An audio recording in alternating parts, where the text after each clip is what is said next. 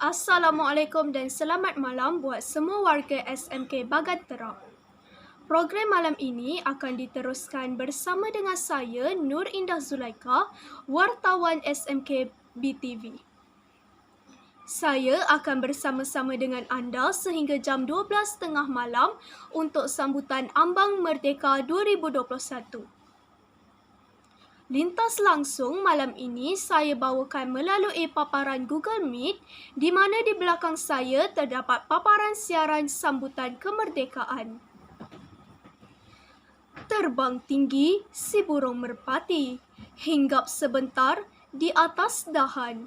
Sudah 64 tahun kemerdekaan diraih, negara sejahtera penuh kenangan.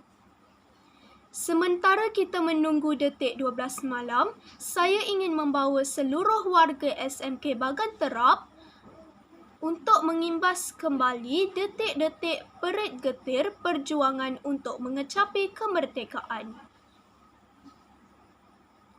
Malam sebelum merdeka, ada detik mengira 10 saat terakhir sebelum mercon dibakar dan laungan 7 kali merdeka dilaungkan. Tetapi 10 hari sebelum merdeka, apa yang kita buat? Kita semua sudah bersedia dari segi persiapan sambutan kemerdekaan. Rumah sudah dipasang bendera, kereta megah berkibar jalur gemilangnya. Persiapan berbarisan dan perarakan tidak kurang sibuknya. Masing-masing ingin memastikan sambutan kemerdekaan berlangsung dengan jayanya. Tetapi, adakah perkara ini sama seperti apa yang berlaku ketika pengisytiharaan kemerdekaan dilaungkan pada tanggal 31 Ogos 1957?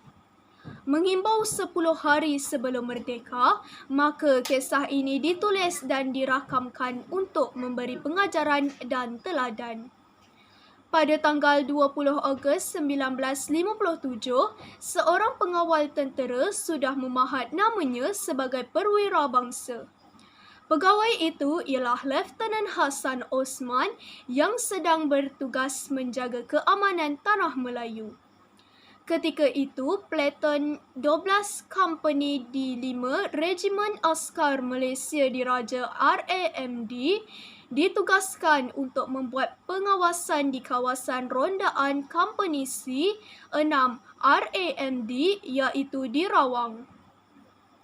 Platoon ini membuat risikan teliti pergerakan komunis yang sedang merangka serangan hendap terhadap Majlis Pengisytiharaan Kemerdekaan.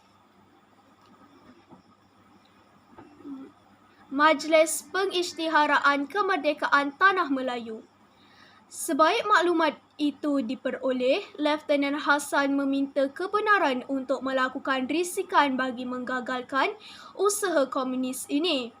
Lieutenant Hassan bersama anggotanya pergi ke ladang getah Waterfall untuk meninjau pergerakan komunis dan ternyata sememangnya wujud pergerakan komunis di kawasan berkenaan. Setelah membuat persediaan, Lieutenant Hassan bersama anggotanya bersedia untuk membuat serang handap melalui kawasan berpaya pada tarikh 21 Ogos 1957, 10 hari sebelum merdeka. Tinjauan awal membawa kepada kelibat seorang komunis wanita menuju ke kawasan serang hendap. Lieutenant Hassan melarang tembakan dilepaskan atas alasan mungkin akan menyedarkan komunis lain yang berada di sekitar. Kemudian muncul pula seorang lagi anggota komunis lelaki bergerak ke kawasan paya untuk membasuh muka. Jumlah yang sedikit ini menggusarkan Lieutenant Hassan kerana pada hematnya ada ramai komunis. Lantas, Lieutenant Hassan mengambil keputusan mengekori kedua-dua pengganas komunis berkenaan. Sejurus selepas itu, pengganas tadi bertemu seorang rakan yang membawa beg yang bersenjata yang ditinggal di pangkal pokok di lereng bukit. Lieutenant Hassan lantas mengarahkan beberapa anggotanya untuk mengawasi barang ditinggalkan, manakala yang lain bersama dengannya mengekori komunis itu. Daripada jauh, Lieutenant Hassan melihat sekumpulan lelaki berpakaian seperti penoreh getah menuju ke arah komunis terbabit. Menyedari bahawa yang bakal menimpa penoreh getah itu, Lieutenant Hassan melepaskan tembakan kepada salah seorang komunis itu.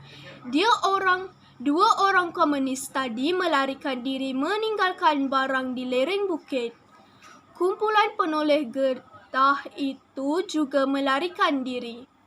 Melihat kumpulan penoreh getah itu melarikan diri, Lieutenant Hassan sedar rupanya mereka bukan penoreh getah, tetapi pemimpin komunis dari seluruh tanah Melayu. Mereka datang untuk satu mesyuarat berkenaan cubaan mensabotaj pengisytiharaan kemerdekaan tanah Melayu. Siasatan terhadap barang ditinggalkan menemukan Lieutenant Hassan dengan bekalan makanan, barang kemas, duit dan dokumen bertulis mengandungi rancangan komunis untuk menggagalkan Majlis Pengisytiharaan Kemerdekaan. Penemuan barangan ini membawa kepada tertangkapnya 35 pengganas yang cuba membuat onar 10 hari sebelum kemerdekaan diisytiharkan. Ini kisah sejarah yang bukan sekadar kita baca untuk mengisi masa lapang. Ini kisah untuk kita bermuhasabah diri. 10 hari sebelum merdeka pada tahun ini, adakah kita membantu menjamin bahawa tiada anasir luar yang akan mensabotaj sambutan kemerdekaan kita? Adakah kita yakin bahawa mereka yang berbaju biasa berwarna kuning mahupun merah adalah orang Malaysia yang tidak akan membawa kacau bilau di dalam sambutan kita? Sejarah telah mengajar kita untuk lebih berhati-hati dan sayangkan Ibu Pertiwi. Tanggal 30 Ogos 1957, sebelum pemasyhuran kemerdekaan Tanah Melayu dibuat, pada 30 Ogos 1957, pukul 12.30 malam di Padang Kelab Selangor, Kuala Lumpur, telah diadakan upacara menurunkan bendera Union Jack seiring lagu kebangsaan British menandakan berakhirnya penjajahan British di Tanah Melayu. Bendera Persekutuan Tanah Melayu dinaikkan oleh anggota Angkatan Laut Tanah Melayu sambil disaksikan sendiri Tunku Abdul Rahman menandakan lahirnya sebuah negara baru yang berdaulat, setaraf dan setimpal dengan semua negara-negara dunia. Tanggal 31 Ogos Pada 31 Ogos 1957, bertempat di Stadium Merdeka, Kuala Lumpur telah menyaksikan peristiwa bersejarah bagi Tanah Melayu iaitu secara rasminya penyerahan pemerintahan Persekutuan Tanah Melayu daripada pemerintahan British kepada warga negara Tanah Melayu. Pengisytiharaan dilakukan oleh Tunku Abdul Rahman dan disambut dengan laungan merdeka sebanyak 7 kali sebagai Perdana Menteri Persekutuan Tanah Melayu yang pertama di hadapan 20,000 rakyat dan raja-rajanya serta perwakilan dari 30 negara-negara Commonwealth dan negara-negara asing lainnya.